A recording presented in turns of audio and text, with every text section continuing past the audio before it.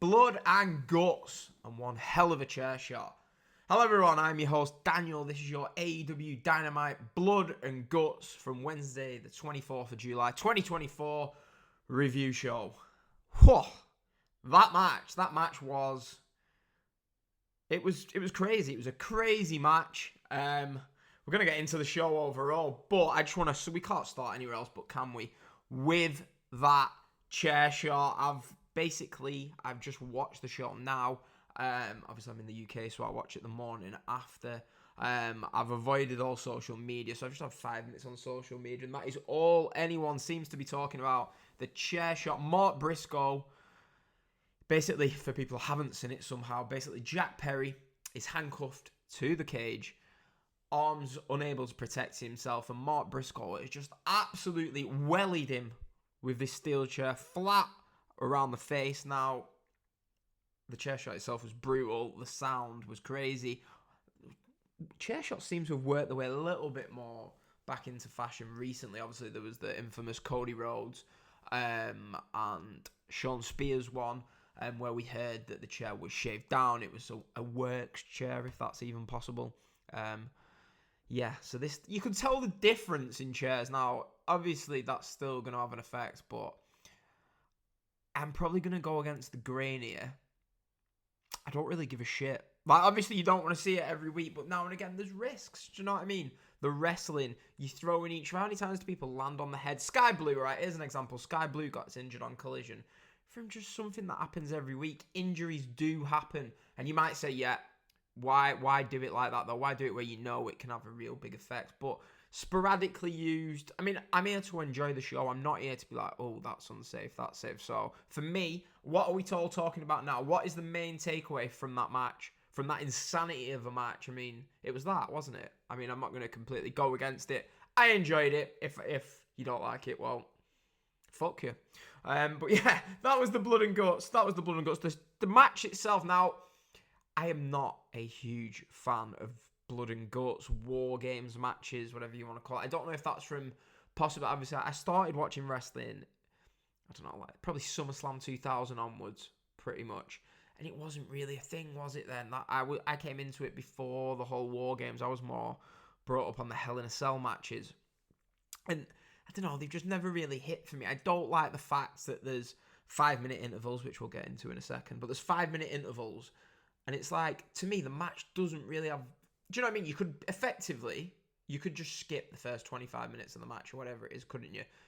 Like, with the whole announcement, like, Blood and Guts has begun... It's just a bit like, right, okay, then, did anything that happened in the first 20 minutes of that match really have effect other than Swerve being handcuffed to the outside, which lasted for all of a couple of minutes? But, I mean, the match itself, I'll be honest, I actually think out of the, has it been 4? There's been 4 Blood and Guts now. Maybe 5? I don't know. There was the one where Jericho fell off the top during the pandemic era. That would have been 2021. Yeah, Sammy Guevara off the top in 2022. We had the Bushi's return last year, 2023, and then this one. So out of those, this was probably my favourite one. Now, the problem with it is, for me, I really, really enjoyed the match, but the ending just left a little bit of a sour... It did a sour taste in my mouth. Because the match itself, I was like, wow, this is actually quality. AEW have got so much going on at the moment. Like, I don't know, I'm going to get into it. Mark Briscoe, by the way. I think Mark Briscoe... We'll get into that later. But Mark Briscoe, one of my favourite acts in wrestling at the moment. They Acclaimed probably not as over as they could be. The whole elite gimmick is for some, isn't for others, which I understand. But you can't deny that over. Okada's over. I mean, Swerve and Hangman. Now, I've heard people say... I was listening to Joe Lanza on Voices of Wrestling podcast, and he was saying that he doesn't think that they should touch. And I was thinking, I kind of agree. Like, you could expand this, couldn't you? Like, obviously, for me... There's no need to have them touch if they're not going to be facing at Wembley, which doesn't seem to be the case. Now, the argument for that would be, should they be facing at Wembley? Because when these two stared off, you've got the whole building chanting, holy shit.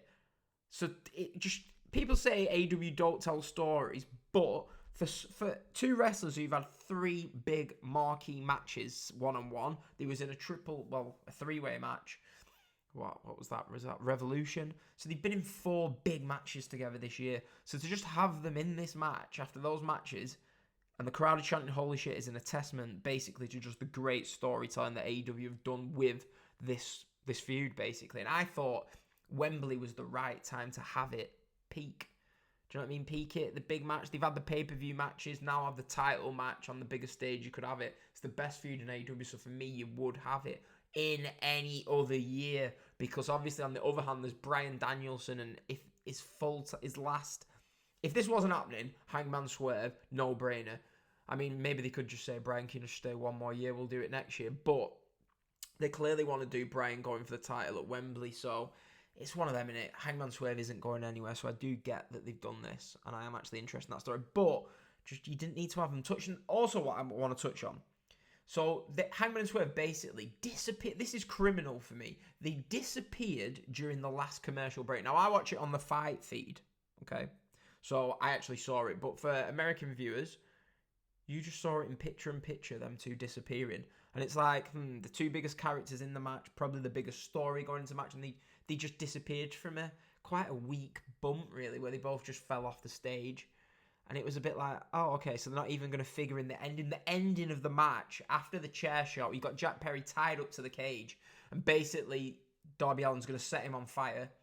If the main event of the show, the only way that he's not going to set him on fire is if he gets a TNT title shot. And it's like, is the TNT title shot really what's going to end this feud that we've seen going on now for, 4 months? Probably 4 months between Team AEW and the Elite. I know it's a different group of members in Team AEW, but I just think for the conclusion of that, and they quit. What did they quit? Did they just quit the match? Did they quit their EVP roles? Maybe if they'd have quit their EVP roles, it would have hit home a little more, but it was just like, yeah, we quit. And they quit. I mean, we've seen that. What was the WWE match on the last pay-per-view? Was it Cody against AJ Styles where they did that? And it was just a bit of a flat finish after an absolutely insane match. I'll be honest with you, I don't know what people's views of star ratings are. I couldn't really give a shit, to be honest, but I would have been around the 4.5 star range, which is crazy for me to give that on a stipulation match that I really strongly do not like. It's almost up there with ladder matches for that. But it did take it down a little bit, and I've gone 4 stars on the actual match, because some of the spots in it, we got Okada putting the tacks into Max Caster's mouth, double super kick. Now this was a key point in the match for me. Swerve's running wild, okay? And basically you get Hangman inadvertently hitting Logan Paul's finisher on Kazuchika Okada. I'm only joking, AEW fans. I just thought that amused me, to be honest. Logan Paul did steal that move off Hangman Page, but hey, it looks great, and they do it both better. They do it better than both. Tongue twister. They do it better than CM Punk does it. But for me, obviously, the Bucks lost the match, didn't they? Well, they gave up the match. Hangman Page was too busy with Swerve and didn't get involved in the finish of the match. So he obviously then hit Okada. So to me, reading between the lines, it looks like we're getting Okada versus Hangman Page at Wembley. Great match on paper to have. There's a story behind it. If you're not going to do Hangman Swerve, I'll take that. We've got a big Okada Hangman Swerve singles match. Danielson Swerve for the title. Darby Allin versus Jack Perry. We've got the Tony Storm Mariah May match is going to be hot on the night. The feud. We'll get into the angle in a little bit tonight, but that has been obviously great. Got some big matches at Wembley coming up, so yeah, I'm excited to go. I'll be attending that show in, 4.5 weeks. So yeah, can't wait for that. But yeah, overall, we're going to put a bow on the Blood and Guts match. Very good match. The finish took it away from being great. The chair shot to the head, obviously it's your typical, your Bubba Ray Dudleys going mad. I suppose, like, Observer Radio, I'm guessing they sort of like, Meltzer was complaining about it, but I'm sure Bischoff will have something to say. But for me, it's Blood and Guts. If you're ever going to do a chair shot to the head, now some people say you should never do that, it's going to be during the Blood and Guts match. Another thing that I noticed in this match before we move on, 5-minute intervals. I know wrestling's a work, but I timed one of the gaps because I was like, I know I'm sad, but I was like, that wasn't 5 minutes, so I rewound it. 4 minutes from Nick Jackson and Mark Briscoe's entrances. So yeah, I don't know why you'd even do that. But yeah, so that was it. The Hangman Swerve. I'm not sure why we're fixated on doing Hangman Swerve if we're not doing the match at Wembley. Are we going to do the match at All Out? I'd probably say not on a 2-week build, no. But yeah, I'm going to talk on a different show about who I think is going to win between Bryan and Swerve, which we will get into. But yeah, quick plug for that actually, before we review the rest of the show. Check out Monday, it will be released, the first episode of the Wrestling Index, where I will talk exclusively about a few topics. We're going to be talking about SummerSlam. I will preview that show for you, and we'll be talking about ticket sales from AEW and any other news that I fancy talking about. So check out for that in your PCB WrestlePod feeds. Monday, that show will be out. So yeah, that was Blood and Guts, the actual match. Very good match, 4 stars. For me, potentially the best one. And now we are going to go from the top. And the show itself opened with Ospreay basically having a knife stuck in his tire. Yeah, clearly from MJF. Alex Marvez is trying to interview him, and basically Ospreay takes Marvez's car to the arena. This prompts MJF to come out for a promo where MJF is obviously he's trying to establish himself back as a heel, and MJF he calls Will Ospreay's grandma, who passed away unfortunately a month or 2 ago, a fat skank. Yeah, MJF definitely trying to get his heel persona back. He throws the international title in the bin, which I was actually happy about, because I don't need to get the international, the continental, whatever the other one is. All Atlantic, no, that's the international. I'd have to get those confused. So I thought he unveils the American title. No, this annoys me. It refers to the UK as a country. We're not a country. The UK is not a country. Americans, get this out of your head. The UK is made up of 4, potentially 5 countries, yeah? You've got England, Scotland, Wales, Northern Ireland, and Republic of Ireland. UK is not a country. It's an island. All right? With separate islands on it. We're not the UK. Everyone from Scotland hates England. And yeah, I suppose that's because we have the superior football team. But hey. Anyway, now that's off my chest. It's not the UK. It's England. It's Scotland. It's Ireland. It's Wales. No one gives a fuck about Wales. We'll get into that anyway. I'm wearing my England shirt. So if you're at the Cardiff show, AEW Cardiff show, look out for the guy in the England shirt. That will be me. Maybe I'll wear my PNE top. Who knows? But yeah, basically Ospreay comes out, attacks MJF, grabs the mic, and that's it. Ospreay versus MJF for the international title as he picks it up out of the bin, not the trash can, the bin. That is going to happen at Wembley Stadium. I'm actually glad. People were saying that Garcia was going to be the one that faced MJF at Wembley. And they did sort of set up Pac versus Ospreay at Wembley, it seemed. But I think they've corrected course. And it basically, for me, what's going to happen is going to be Ospreay versus MJF at Wembley. And then it's quite good booking, really, if they hadn't have already said that Pac was going for the title at All In. But it's quite good booking because you've got your matches set up for All Out. Presumably, Ospreay wins the second match. And you can have Ospreay versus Pac. And you can have MJF versus Garcia. It doesn't really matter who's the champion going in, I suppose. But Ospreay, Pac. Trust me, you've heard it here first. Ospreay, Pac, MJF, Garcia. Your matches for All Out. Set up, done, perfect. Yeah, good segment, and it built the match well. MJF, Ospreay is a big match for Wembley. You had MJF has been calling out people from England for the last month or 2, and yeah, that'll be a hot match for Wembley. Big enough for your biggest show of the year. We have the Young Bucks beating up Christopher Daniels backstage. I don't know what that'll play into over the upcoming weeks. We get Chris Jericho versus Minoru Suzuki for the FTW title. Now, this match will live in the memory for a lot of people, for me as well, because for the first 6 or 7 minutes of this match, it was just a chop fest. They just went back and forth, chopping. And I was sat watching this, and it reminded me of an old G1 match. I know those matches years and years and years ago when I wasn't watching Japanese wrestling did this, but I feel like it was a match during the pandemic, and off the top of my head, it was Ibushi versus Taichi. And maybe they did it with kicking each other. I can't remember what it was. But anyway, they did this, and I was watching, as this is going on, I'm thinking, the crowd are really into these chops. It could have gone either way. The crowd were really hot for this. And I was thinking, instead of like having your match after it, which they did, I thought, let's just chop each other for 10 minutes, yeah? And then bang, Jericho, it's the Judas effect. And that's it. Chops, back and forth, Judas effect, done. How great would that have been? But no, they didn't do that. They had Jericho go the heel route, break out the chops. And then we had although I would have preferred that, we had a really nice spot, which I was like, yes, that is wrestling. Suzuki basically attacks Jericho's hand, yeah? Okay, so he's hurt Jericho's hand. We would later found out Jericho's actually broken his finger for real. That's what we think. But Jericho injured his hand. So Suzuki takes out the hand of Jericho. And what does he do?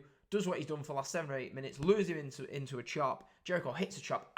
You've done my hand. Just perfect pro wrestling. Suzuki kicks out of a code breaker at 1. And then obviously it's FTW rules. Low blow. Judas effect. And yeah, 3 count. Jericho retains the title. We get I love it, the old school. I think Bret Hart used to do it where Suzuki sort of attempts to kick out at 2 just to save a little bit of face. But yeah, it was a good, memorable match. I would have preferred it my booking way, but hey, they went that way. And after the match, Suzuki choked out Jericho, hits the Gotch pile driver, the learning tree attack, and Shibata makes a save for Suzuki. So I'm not quite sure where they're going for Wembley. You'd assume it'll be Hook getting the title back off Jericho, but we'll see. There's plenty of different routes they can go with that. Good match, 3.5. Chris Statlander, she attacked Willow Nightingale, and next week we're going to get an eliminator match for the CMLL women's title. I'm thinking they'll probably add Statlander and Willow to the Wembley card. We don't see anything of Bryan Danielson on the show, but we get a backstage segment with Jeff Jarrett telling Danielson that he believes in him, but he feels like Danielson might mentally just have 1 foot out of the door. So they have a decent promo heading into what is going to be, or it looks like now, Danielson versus Swerve at Wembley. Now, so I really enjoyed the first 45 minutes of this show, and this is where the show sort of takes, not a decline, but it was actually after this match. We get Britt Baker defeating Hikaru Shida, renewing an old rivalry there, and Mercedes Moné comes out at the top of the stage, and she says, no match at Wembley for Britt, and from behind, who do we get? None other than former NWA wrestler Camille, and she attacks Britt Baker from behind and aligns herself with Mercedes Moné.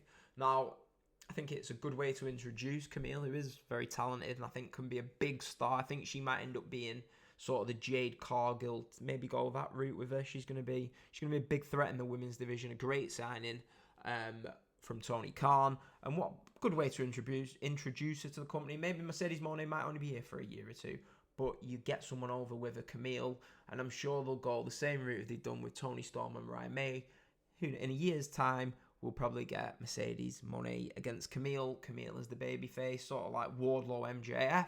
Hopefully has a better outcome from that. But yeah, good booking here, as Camille beats down Britt Baker.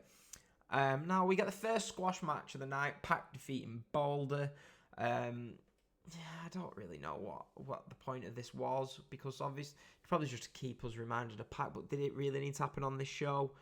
Because straight after it, we had another squash match, Mariah May defeating Caitlin Alexis. I'm not sure if we needed 2 squash matches back to back, to be fair. And what happened here, which I didn't like, it was too soon. Just too soon. Let it breathe. That great angle where she turned on Toni Storm, beat her down, bloodied her up, and she was only away for a week. Toni Storm, spoiler alert, comes back. The crowd wasn't as loud as they should have been for it. I'm not sure about the disguise. It was just too soon. We got a nice little pull apart where Tony asks if she's prepared to die. But this segment, now, where do we go from here? I think we've still got 4 Dynamites before Wembley. Peak it a little bit later than this. This should have been the week before Dynamite. The week before it got at the Cardiff show. Maybe in the week before that. But we didn't need this now. We should have had just Mariah May running rush shot week after week. But hey, they couldn't do it and they blew the load too soon. I know all about that. And yeah. Before this, though, we did have backstage promo, Team AEW teasing dissension. We've already spoken about the main event, but yeah, Mark Briscoe in this. He's the best babyface in wrestling right now.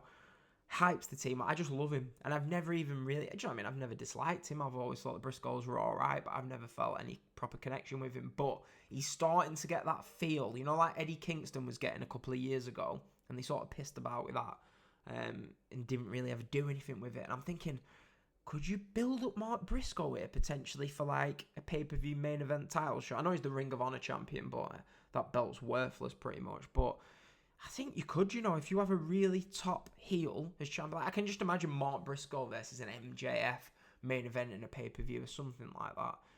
But yeah, we will see. They'll probably mess it up, won't they? But yeah, that was the show.